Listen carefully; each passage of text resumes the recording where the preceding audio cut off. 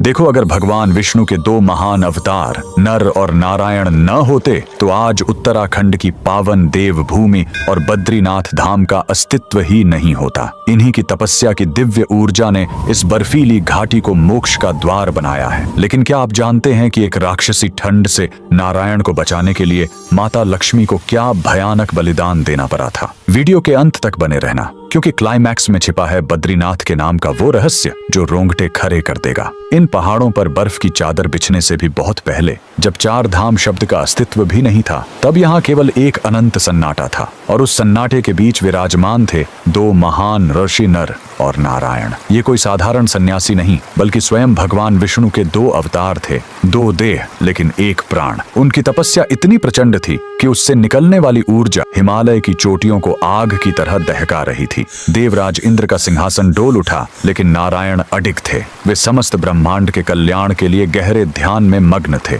पर उस समय हिमालय की स्थिति किसी खूंखार राक्षस जैसी खौफनाक थी। हड्डियां गला देने वाली वो राक्षसी ठंड, जिस्म को चीरती हुई बर्फीली हवाएं और अंतहीन बर्फबारी। धीरे धीरे नारायण का शरीर बर्फ की परतों के नीचे दबने लगा था। वैकुंठ में बैठी माता लक्ष्मी से अपने स्वामी की यह दशा देखी नहीं गई। वे उस जमे हुए मरुस्थल में अपने आराध्य को खोजने निकल पड़ी। जब उन्होंने नारायण को उस कातिल ठंड के बीच गहन समाधि में देखा तो उन्होंने एक ऐसा निर्णय लिया जिसने इस पूरी घाटी का इतिहास बदल दिया। माता लक्ष्मी ने स्वयं को एक बद्री यानी बेर के विशाल वृक्ष में बदल लिया। हजारों वर्षों तक वे एक छतरी बनकर नारायण के ऊपर अडिग खड़ी रहीं। वे उन पर गिरने वाली हर बर्फ को, हर तूफान को खुद पर झेलती रहीं। माता के उस निस्वार्थ बलिदान ने नारायण को उस विनाशकारी ठंड से बचाए रखा। जब युगों बाद नारायण की समाधि टूटी तो उन्होंने देखा कि माता लक्ष्मी खुद बर्फ से पूरी तरह ढकी हुई हैं, क्योंकि माता बद्री वृक्ष बनकर उनकी रक्षक बनी थी। इसलिए नारायण बद्रीनाथ कहलाए, अर्थात